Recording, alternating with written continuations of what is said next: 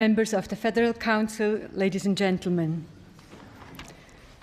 Onimoyam for eye yen enije ser yebejevo ne wapamfo voyemanimu.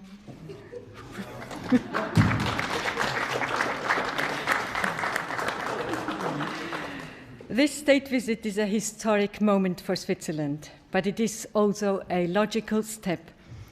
This visit is historic because it is only the third ever from a country south of the Sahara and the first since Ghana obtained its independence in 1957. At the same time, today is the logical consequence of a lengthy development because relations between Switzerland and Ghana have for decades been characterized by mutual respect. We will have an opportunity to appreciate our cultural exchanges tomorrow when we preview an exhibition of El Anatsui's work at Bern's Museum of Fine Arts. And indeed, there is currently a Swiss documentary showing in our cinemas, which I had the pleasure to see a few days ago, about Ghana's fascinating music scene. The strongest ties between our two countries are the shared values with regard to democracy and the rule of law, and our commitment to stability and peace on the world stage. Both countries help to end conflict through international cooperation. Switzerland is known for its humanitarian tradition and its good offices. Ghana is an influential member of the African Union. Ghana's participation in the UN peacekeeping measures is also extremely impressive. Switzerland supports these efforts through the Kofi Annan International Peacekeeping Training Center in Accra since 2006. Ladies and gentlemen, not every connection between our two countries can be deduced at first glance. Take the gold vreneli, or I can translate the traditional gold coin and the chocolate coins, both products that every child here grows up with and which are considered typically Swiss. But neither would exist without gold and cocoa, which we import on a large scale from Ghana. It is quite simple. We need the raw materials, and you have the raw materials. The resulting trade and business should benefit both countries. This principle is part of mutual respect. Gold and cocoa can create work and wealth in both countries. But it also brings with it a responsibility that both countries bear. In Switzerland, the public and parliament conduct heated debates about how companies here behave abroad, whether they take sufficient consideration of social, ecological, and economic aspects in their business dealings abroad. Human rights are always an important consideration in economic development. Switzerland and Ghana can look back on excellent cooperation in this respect. Ghana was the first African country to commit itself to the voluntary principles on security and human rights. In 2014, when Switzerland first chaired this initiative, the aim is for states, companies, and NGOs to commit themselves to ensuring that human rights are actually respected in mining and in oil and gas fields. And what can we target at today's talks during this historic state visit? I would like to see us discuss our joint economic relations in a spirit of partnership and look concretely at where we can make further improvements. Ghana is already Switzerland's second most important trading partner in Africa. It is obvious that Ghana is increasingly striving to process raw materials in addition to extraction of them. That way, more added value remains in the country, which is a very understandable desire. For its part, Switzerland would like to support broader economic exchanges. Ghana is one of our few partner countries in the field of economic development cooperation. Switzerland, by this program, can participate in the efforts of the private sector to diversify the economy. One obvious area in which a closer exchange would be beneficial is environmental and climate protection. Our countries are both particularly affected by the climate change. Ghana's coasts are threatened by hurricanes and rising sea levels. Switzerland's glaciers are melting, and temperatures here are rising at twice the global average.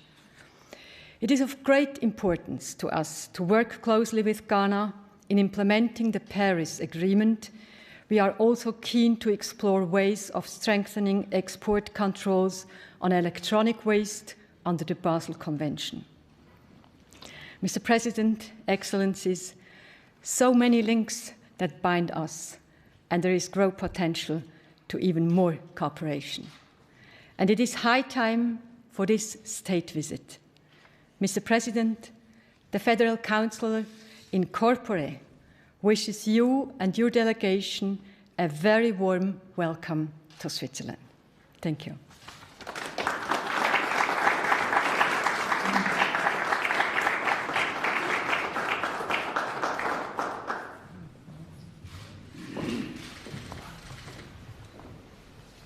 I now have the honor to give the floor to His Excellency Nana Addo Dankwa Akufo-Addo, President of the Republic of Ghana, to deliver his speech. Please.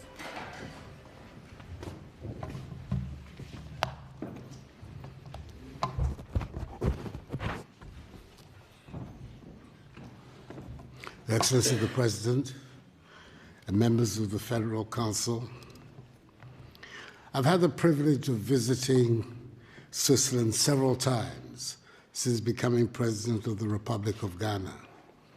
My last visit was to Davos nearly a month ago, where I participated in the 50th anniversary meeting of the World Economic Forum. At the invitation of its founder and executive chairman, the world-renowned Professor Klaus Schwab. Happily, it is much warmer here in Bern.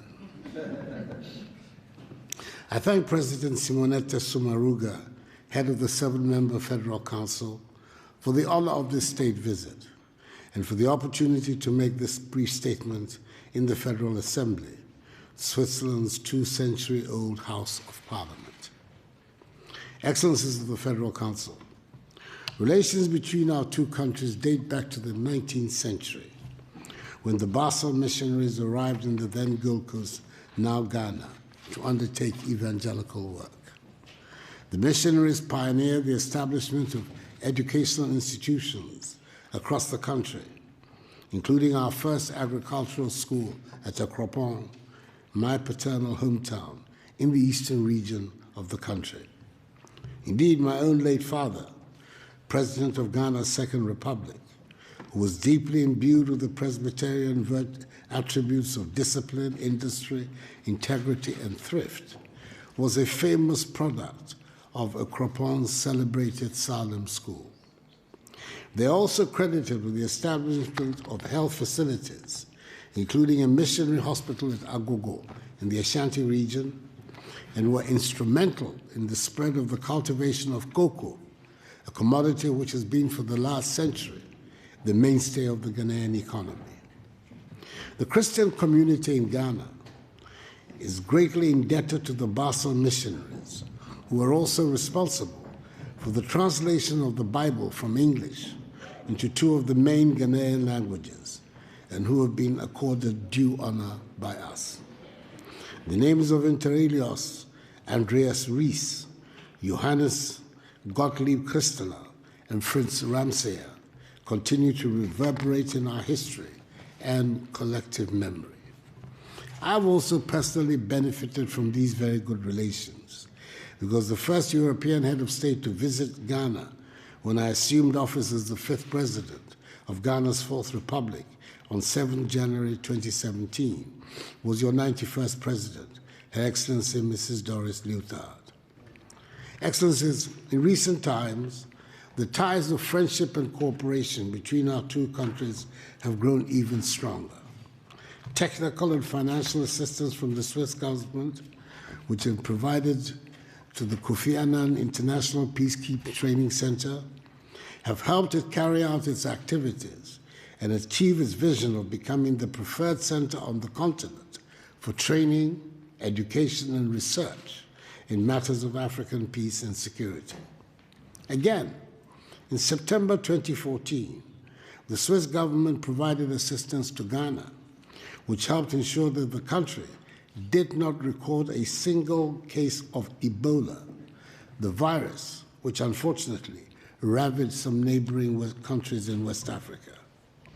In May 2017, our two countries signed a $2.6 million United States remittance grant facility to help lower the cost of remitting money to Ghana. Ghana is currently Switzerland's largest trading partner in sub-Saharan Africa, largely from the export of gold and cocoa to Switzerland and the import of chemical and pharmaceutical products, as well as light machinery and military equipment from Switzerland. However, as I have stated on occasion, Ghana no longer wants to be dependent on the production and export of raw materials, including cocoa beans. We intend to process more and more of our cocoa in our country with the aim of producing more chocolate ourselves, because we believe that there can be no future prosperity for the Ghanaian people in the short, medium, or long term if we continue to maintain economic structures that are dependent on the production and export of raw materials. We intend to add value to our raw materials, industrialize and enhance agricultural productivity. This is the best way we can put Ghana at the high end of the value chain in the global marketplace and create jobs for the teeming masses of Ghanaians. It is for this reason that my government continues to put in place a number of measures aimed at attracting investment into Ghana, as well as stimulating growth of the private sector. We have succeeded over the last 3 years in ensuring that all our macroeconomic indices are pointing in the right direction. Cut our fiscal deficit, introduced a monetary policy that is stabilizing the currency and reducing significantly the cost of borrowing, and have introduced a raft of tax cuts which are bringing relief to and encouraging businesses.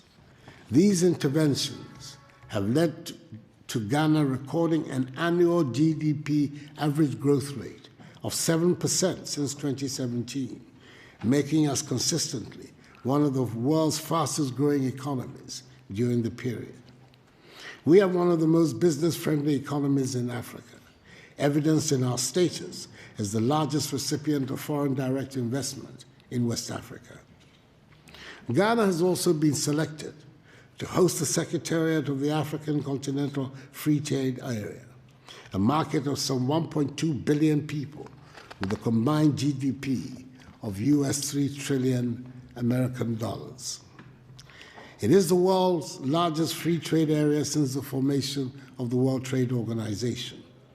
Our goal is to make Ghana the hub of trade in Africa, and thus serving notice on Swiss investors to take advantage of the growing business-friendly climate in Ghana and of our unique position as host of the AFCFTA Secretariat to set up joint venture enterprises in our country and thereby access this huge market that the free trade area presents. Excellencies, Madam President, I'm pleased to inform you that our country is fully committed to a democratic present and future where respect for individual liberties and human rights, the rule of law, and the principles of democratic accountability are at the core of our body politic. Ghana stands shoulder to shoulder with Switzerland in our joint determination to promote and protect human rights across the globe. I'm hopeful that as we shape the future of Ghana and position Ghanaian enterprises to compete effectively on the world stage, we have friends such as the Swiss Confederation to support us in this objective. We are determined in Ghana to ensure that succeeding generations of Ghanaians do not become victims or pawns of the international economic order, but her beneficiaries. Indeed, the project is a Ghana beyond aid, a Ghana which has discarded a mindset of dependency, aid, charity, and handouts, and is charting a path of self-reliance in her progress, fashioned out of the intelligent and disciplined use of her considerable human and material resources. I thank you for your attention and for the honor done the Republic of Ghana by conferring this state visit on her president, being the first since our nation became independent 63 years ago. Thank you very much indeed.